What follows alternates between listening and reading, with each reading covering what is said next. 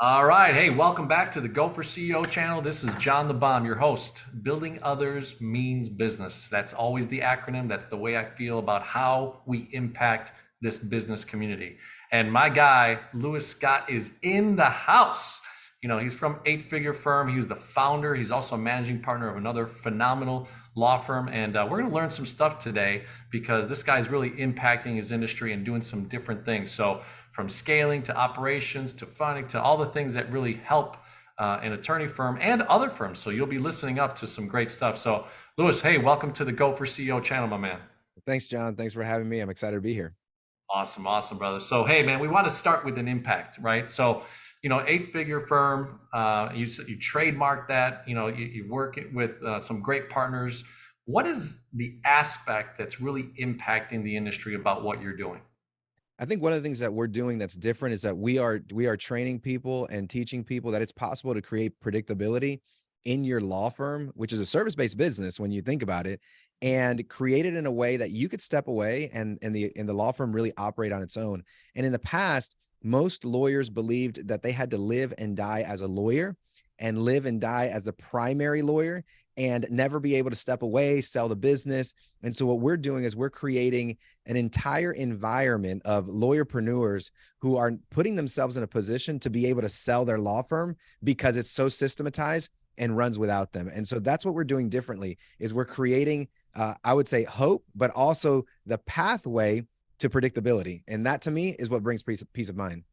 I love it. I love it. Look, I mean, there's so many businesses out there that unfortunately don't get sold, right? They don't know how to exit. They don't know where to go. They don't know what systems they should have. And that's why predictability and franchising can be such a great business model. So let's dive into it. I mean, obviously, you have this idea, right? And like most ideation, you're kind of putting a pen to paper, you're thinking about it, maybe putting a business plan together kind of thing. So Yeah. tell us those first few times that you had this idea.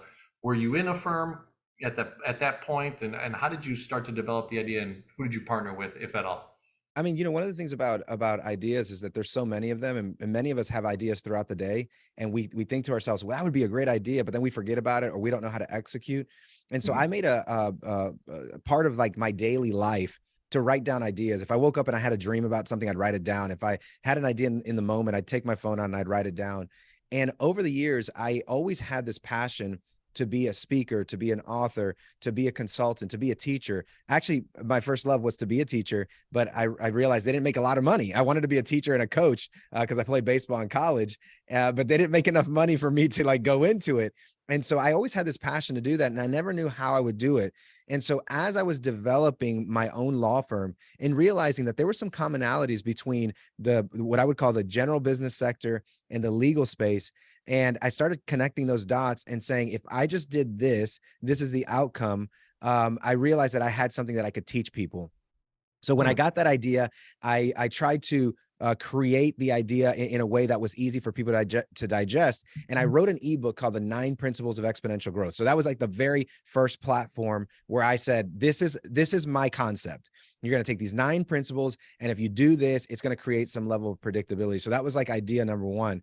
And then once you have a good idea and people are kind of resonating with it, it's a matter of like maturing the idea and then creating a better idea from the idea. So from there, I wrote the 999 plan. So it's the 27 things that come out of those 9 principles.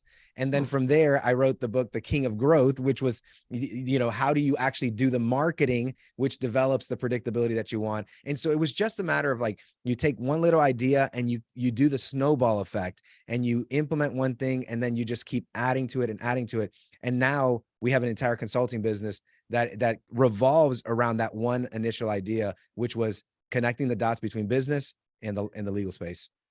Oh, that's phenomenal. Like, to be able to put those things together, right, and then implement into the marketplace. So, you know, fine, you write an ebook, but who knows about it? So let's dive into, okay, you've got the idea, you write the ebook, it starts to formulate a business model for you. What's those first 90 days, one or two clients? How are they starting to interact with you, and how are you picking them up? This was the funny thing I think about business in general is everybody wants the grand slam. Everyone wants to start their business and in 90 days make $1 million, or in a year be like this overnight success. And I didn't take that approach. I actually took the approach of I'm gonna test this theories out. I'm gonna find a couple of people that I know needed consulting and that I trusted, and see if they would hire me. And so I the first thing I did was I actually did a webinar. So once I had written the 9 principles of exponential growth, I did a webinar. And in that webinar, I offered to do consulting for people. And there were 14 people in there. I think 8 of them were current law firm employees who were not going to start a business. So there were 6 people that were like actual possible clients. And one of those people actually called me after the fact and was like, "Hey, I'd be interested in consulting. How much is it?" At the time, I was like, $500 an hour. I thought in the terms of like a lawyer, like I'll do it by, for my hourly rate. And so that happened within the first 30 days. It took me another 90 days to get my second client. And then it took me another 60 days to get my third client. So essentially in about probably 6 months, I only got 3 clients.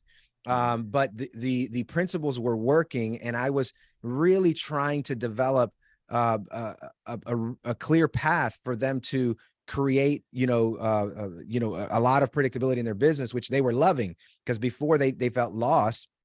That created a kind of word of mouth. And 1 year later, we had almost 60 clients after that happened. And so that was kind of like the genesis of the consulting space. All right. So look, I picked up on a couple things there. You said, hey, you took that slow growth mentality, right? Meaning like that you actually cherished the first client that you had, made Yes. sure that they succeeded and became a formula to then succeed with other clients. So tell us a little bit about the KPIs, those key performing indicators that you started to measure, because obviously you're consulting, right? So, and you're in the same space, and okay, well, what are you doing different than I'm not doing, right? They're Yeah. obviously coming to you. So take us through that journey of did you start to develop, I guess, protocols of how you were going to go through? I know lawyers think linearly, right? So Yeah. it's a fun mindset to have. So how are you taking them through this journey? So everything was happening kind of, organically, because we were listening to the customer, we were listening to the client, and they were telling us, if you ask the client, they'll tell you. In a service-based business, they will tell you what they want and need. And I actually learned this from a friend of mine who says, stop telling the client what they need and start asking them what they want. And Mm, then figure out a way to deliver what they want. And so we started asking them, what do you want? And they said, well, we want a program that allows us to see the 12-month curriculum. So we went and built a 12-month curriculum. And they said, we want a program to develop our leaders. So we built a leadership academy, and now we have a 36-week leadership academy where over almost 500 people have gone through. And then they said, well, we need to train our teams. We don't know how to train our teams. So we developed a team training academy, and we do it a bi-weekly, and over 150 people join the team training on a bi-weekly basis. And we need second in command training. So we developed a management curriculum, and we just started listening to the client and started developing what they needed. And so that was step one to really attract the clientele that we wanted, was listening to them and fulfilling the desires that they had. But I think number two, and I didn't understand number two at the beginning. This is something that I learned probably a year, maybe a year and a half into the consulting space, is that when you work one-to-one with people, what they want more than anything is relationship and community. And mm, so if you want to grow your service-based business, I don't really care if you're an electrician, if you're a plumber, if you're a lawyer, if you're an insurance agent. If you get committed to that relationship and you get committed to building community with the people that you serve, you're going to have more people than if you don't. And it makes me think of like the best vendors in my life, whether it's the lawn guy or it's the plumber, the ones that like make an effort to get to know me, make an effort to get to know my family. They're the ones that are hardest to let go of. They're the ones that you want to stay with for a long time. And so I have some really amazing vendors, both through the law firm and through 8-figure firm, and also in my personal life. But every one of them has the same characteristic. They built relationship with me, and they built a community. I love it. I love it. You're talking about an emotional impact there, right? Getting it to the heart. There's intangible and tangible, right? The tangible is obviously I can show you the process, but the intangible has been the things that you've, apparently mastered and sharing with. So I guess, transitioning a little bit to marketing, Mhm. I'm hearing that is part of your marketing, right? Is getting one client that truly is so enamored with what you've done that they're sharing with 6 to 10 people or 20 people, right? So tell us a little bit about how you started the marketing once that one client was established, and then was it all word of mouth? How did you approach the marketplace? So originally it was primarily word of mouth just because I didn't have any money to spend on it. And despite the fact that we had a very successful law firm, we did not spend any money from the law firm to build 8-figure firm. We wanted it to be a self-generating, self-sustaining business. So we self-funded it through the revenues being generated by people. And I have a program where I ask people to spend 25% of their revenues into marketing because that's going to generate the most amount of momentum. And so as soon as I started generating revenue in year one, we generated $106,000 in revenue. I took $25,000 and immediately started doing marketing with that. So coupled with the 25% plus the word of mouth, that's how we started generating momentum in marketing. But I do think that defining your customer journey is really, really important. And that is asking the question from the time that the person hears about you until the time the person becomes a client, and then hopefully and beyond, what is the experience that they're having? If you can really define that experience in a way that's intentional, you're going to get a lot of referrals. And that's what we found is that gift that we send the client when they become a client, the relationship that we form when they become a client, that was so impactful in getting a referral and also in retaining the clients. And so for us, marketing was all about a holistic relational experience, not just from what we said and the messaging and where we put it, but also in what we delivered after they actually heard and responded to the message. And that created kind of the momentum that we needed at the beginning. Nice, nice. So, there's traditional marketing, right? There's online, there's word of mouth, there's network, marketing and direct marketing, all these types of things, right? So, what was the model that you used? Was it just direct sales? I mean, obviously with the consulting, it's one-on-one, like you said, but Mhm. did you start to develop, I guess, a grid or a model, or like a gold, platinum, series step up Yeah. type thing? What was Yeah, your process? absolutely. So my model for marketing at the beginning, especially when you don't have a lot of money, is you want to do the things that are high ROI and low cost. We Mhm. always go towards the things that are high cost, low ROI. The first thing people want to think about when they think about marketing is, let me go spend money on paid ads, or let me go spend money on TV or radio. And it's like, that's really high cost for low ROI because those things take a long time and a lot of branding and so forth. And so I asked myself the question, where can I find my client? And I knew immediately that I could find my client in conferences. I knew immediately that I could find my client on certain platforms on social media, like Facebook groups and so forth. And I knew that I could find my client in certain networking opportunities. And so I immediately started attacking those places, and we started geofencing different networking events. So like the Georgia Trial Lawyers Association, we would put a geofence around that, and we would spend money on social media marketing. I started sending out books. I was sending out my book on marketing. I would send out 300 copies of the book every single month to prospective clients. And then I started asking, this is a part that people miss. If you want a referral, ask for it. Don't expect people to just be like so enamored by you that they just like willingly, pull out their cell phone. Ask for a referral. I actually learned that from my sister-in-law. My sister-in-law worked for Tom James, and Tom James is a clothing company, and they do suits and so forth. Did this suit jacket for me. But the first time she met me, even though she's my sister-in-law, the question she asked me at the end was the one that caught me off guard. She says, "Do you know anybody who would look amazing in our outfits?" And I was like, I don't know if they can afford it. That's what my initial thought. And she said, I didn't ask you if you think that they can afford it. I just asked you, do you know anybody who would look amazing in our suits? Mhm. She's like, pull out your cell phone and give me. Now, she was probably more forceful than she is with the general clients because I'm her sister. She's my sister-in-law. And so I pulled out my phone and I gave her 5 names. And to my surprise, all 5 of them bought suits from her. And I said, if I just take that same approach for my clients, how much more impactful can I be in my referrals? And you know what I found out? It works. Just ask for the referral. As for the referral, yeah, I mean, a lot of people don't realize that, right?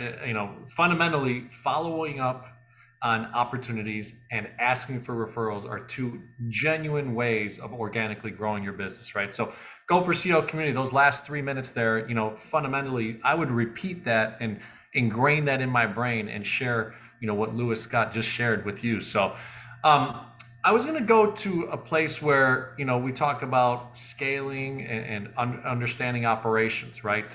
In the beginning parts of a business, Mhm. Especially if you're an intrapreneur, which is what I would deem you, right? I mean, you were a mindset of a business owner inside of a firm, and you're a partner there. But then you start this other business, right?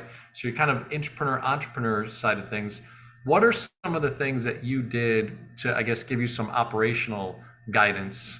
Were you using already similar tools than your current firm was using? Mhm. Were you already developing your own infrastructure? How did you approach that piece of the puzzle? So I developed my own operational infrastructure from reading. I've read over 300 books cover to cover, some of them multiple times, 300 titles, individual titles. And I've read some of them multiple times. And then I also read this. There's this app called Blinklist, and on that app you can read a book in 20 minutes. I've read about 300 of those. So I take a lot of my ideas from that. You take the best from the supermarket and then you put it together and it makes a delicious meal. And that's what I did in my operational system. I was the managing partner of another firm. So when we launched Bader Scott, my business partner and I, and we launched it, I created an operational system from what I learned as a partner of another firm, and then what I learned in my 15 years of business. And so pretty much everything that was working in the law firm operationally, I developed myself. In fact, the first year of business, working with my business partner, I wrote a 220-page PowerPoint presentation on how we would operate our firm if our firm was a $20 million business. At the time, we were a $3.5, $4, $5 million business, much smaller. And I laid it out there, and now we're significantly bigger than $20 million. But I took that same infrastructure and I put it into 8-figure firm. And it was an infrastructure that allowed for communication upwards and downwards, that allowed for accountability, that allowed for project management to be completed. And the entire system was dependent on becoming super clear on what you were trying to achieve, and then figuring out who you needed to achieve it, and then holding people accountable to making sure that it was achieved. I love it. I love it. No, there's a lot of foundational things that you just shared, right? And taking from the experience that you had, also using that, a lot of Go for CEO community. You're looking to become the CEO of your own life, number one, and the CEO of a company. And it could be from a founder perspective, from taking over a company, from acquiring it, those types of aspects, and learning from what you did. And guys like Lewis Scott and so, their consulting firms is a huge thing. So tell us a little bit about once you start making some money, all right, it starts to come in, you got that third, like you said, client, you got, I think you said 40, 60 clients in the first year. How are you managing the cash flow, right? I'm a big financial guy in commercial lending space, and we tend to see businesses that, may show a big figure up front, right? Just ran into one that did about 15 million in business, and their EBITDA, right? Their net income was around 11,000. That's So not good. that's not a good thing, right? So tell us about what your experience has been going from entrepreneur, and then obviously being a managing partner, so a co-partner, and then starting this brand. What has been your experience about cash flow? How do you? I heard that 25% for marketing, but what are you thinking are the most important things that, especially when in that first 3 years of business? So one of the things that I teach the lawyers that I work with in service-based businesses, we actually work with tax accounting firms as well.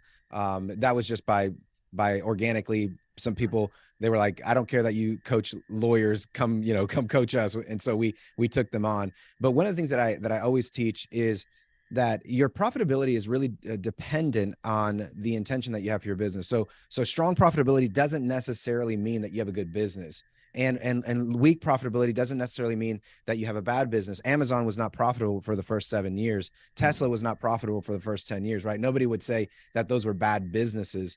They were just going through a season of growth in which they decided to intentionally invest in their business. The problem with low profitability is when you don't intend that to happen. That's where it becomes a problem. It's like, I want to make profit, but somehow I can't make it. That becomes a problem. And so what I teach is, number one is identify your intention. What is the intention that you have for the season of your business? Are you in high profitability mode, which means you may be in slower growth mode, or are you in high scale mode? If you're in high scale mode, you may have to drop your profitability lower. So when I think about cash flow, whether it's the law firm or or 8-figure firm consulting, what I'm asking myself is, what is our intention for this year, for this next 3 years, for this next 5 years? Is it to scale up, or is it to stabilize, or is it to create high profitability. So that's the first question that I ask. But I have a formula that I teach people. It's called 37, 25, 10 and TOB. And it's really a range, but it just sounds cooler to say it the way that I just said it. And instead of saying a range of things, but the range is, you want to keep in a payroll between 37 and 42%. You want to keep marketing between, 23 and 28%. You want to keep operations between 8 and 15%. And then the rest of it is your total owner's benefit, what you derive from the business. It needs to be between 20 and 28%. And so what you're trying to do is you're trying to piece all of the puzzles pieces together. And that's payroll, that's marketing, that's operations, in a way that generates 20 to 28% profitability for you, or TOB for you. So when I teach people, it's, if you're spending a lot of money in payroll, you better make sure that your operations is not too high, because if it is, then you won't have money for marketing and it'll be hard for you to generate revenue. Or if you're spending too much on marketing, you may not deliver the right service because you don't have enough money for payroll. So figuring out the balance, and the thing about building a business and scaling is that it's a seesaw. It's like one season you have a lot of payroll and not a lot of expenditures, and then one season you have a lot of expenditures and your payroll's lower. The key is, as you're seesawing, making sure that you take home enough to support yourself and live through that roller coaster ride of entrepreneurship. And so that's what we teach. And the way that we manage the cash flow in 8-Figure Firm was in that same way. We wanted to make sure payroll was around 40%, that marketing was around 25%, that operations was about 10 to 12%. And then we were turning anywhere between a 20 and 25% profit margin because of that ratio analysis. All right. No, I love that. I'm gonna have to take that formula and find an acronym for it, since I'm John the Bomb, building others Okay. in business. I love acronyms, and that's such a cool way to think about the way that you formalize it. I would say one of the things that came to mind as you're talking about that is strategically making sure that, then how do you bring in talent, right? It sounds like the 8-Figure Firm, right, was kind of a self-fulfilling prophecy that you had this idea and you put and implemented. So over the last few years, what have you done to attract talent? Because there's a lot of issues going on in America and around the world, right? And how do we develop the talent so that you don't only become the business, right? Which is Right. what you teach, right? Is to create a business. Don't work in your business, work on your business, so that you can have that a little bit of freedom, right? And you could be involved and roll up your sleeves and everything. But how do you attract the talent as you've got this formula now that you've established on the financial end and cash flow? What are some of the talent gaps and things that you've been able to identify? So, we've developed a hiring funnel as part of this, because this is part of what we teach people. But what I really believe is, when you are in the business of, you said, building people who build businesses, right? When you're in the business of building people and loving people, it creates a magnetic attraction to you. And I've never had difficulty finding people, because I spend so much time trying to invest in the people that I have. And when you do that, I believe the universe rewards you with more people who want to work for you. One of the things that I tell my team, between the two businesses, we're over 200 employees.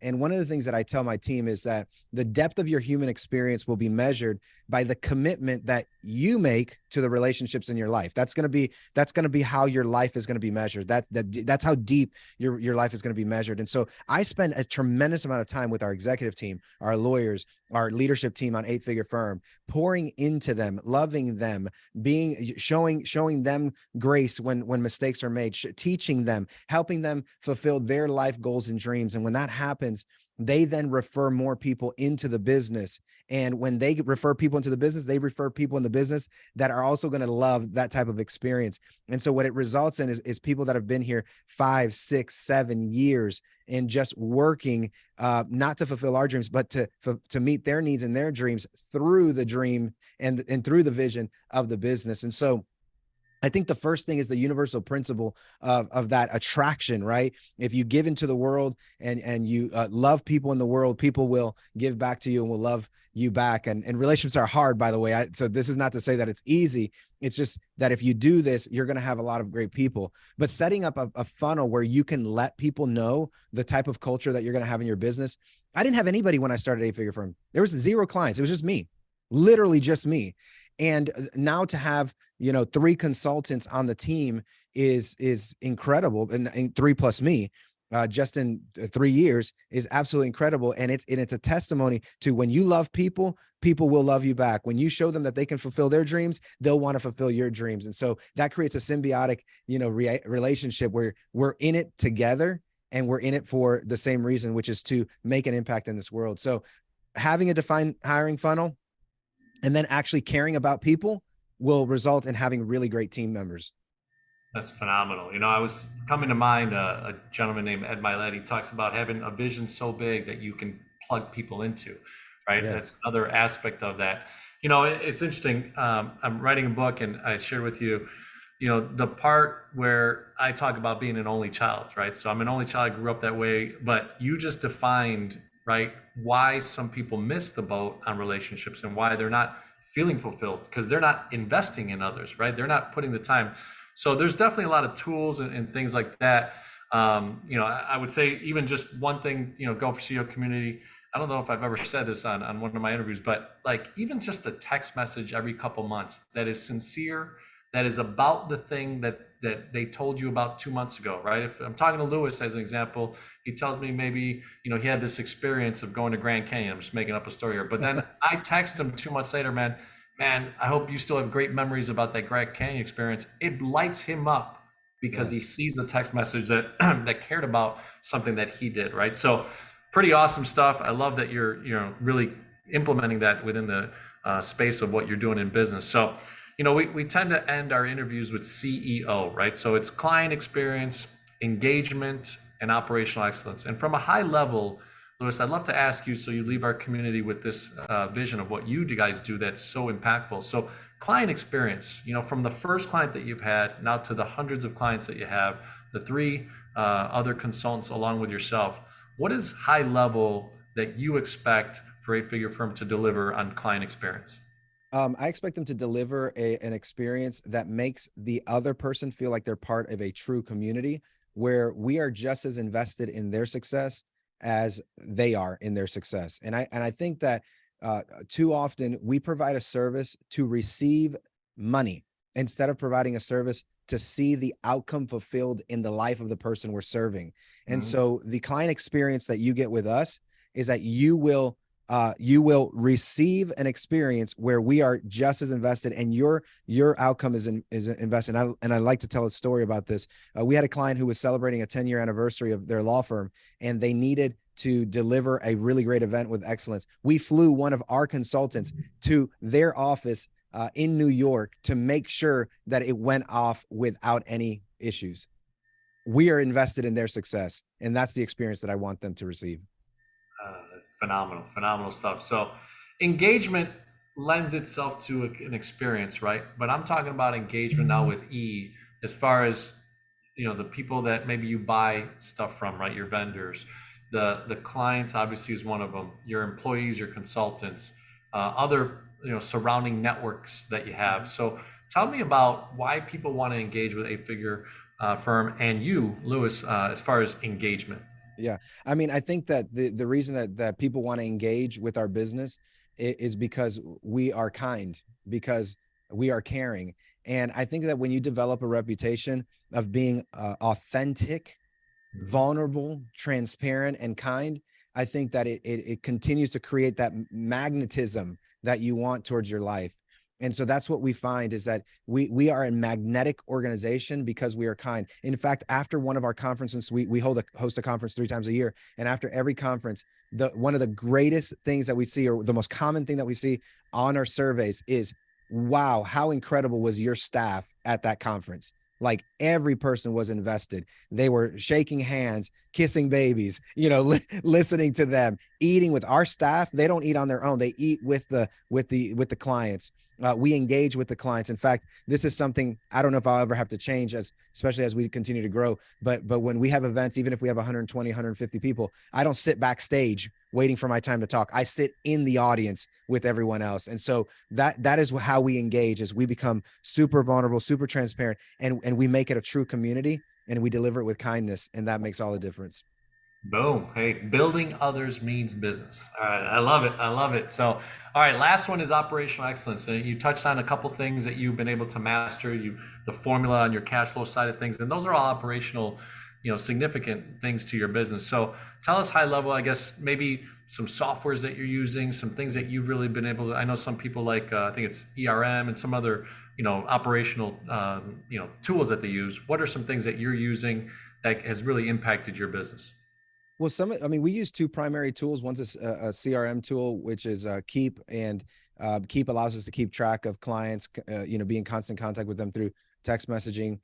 We use MailChimp a lot. We send a lot of emails. So if you ever get on our subscription list, you're going to get 40 emails a month, because we believe in delivering high value. I heard Alex Hormozy talk about how Gary Vee says jab, jab, jab, and then ask. And he says, no, you jab, jab, jab until they ask. And so we are in the constant mode of just delivering more and more and more and more until people start gravitating towards us. So having a really great, MailChimp program where we can actually continue to deliver that email campaign has been really impactful for us. And then we use Monday.com, which is a project management software. It allows us to keep track of our events and some of the other things that we're doing with clients. So those are three things that we use that I think have been really instrumental for us. And the most important part is just do everything with intentionality and make sure that you're in constant improvement mode. And if you do that, you'll deliver excellence. Wow, what an impact, man. Thanks so much for, coming out to the Go for CEO channel. We met in an interesting way. I've not had a booker, reach out to the Go for CEO channel, but you're the first one. And also you broke the ceiling. We were at 25 million of revenue and you're at 40 million of revenue, all combined, I believe you said, right, with everything that you're doing. So impactful stuff. So Louis, leave the audience with a little, like, where can they get a hold of you if there's a firm out there that happens to run across this message? We're going to be on LinkedIn, Facebook, all the social audio apps, all those types of things, and podcasts.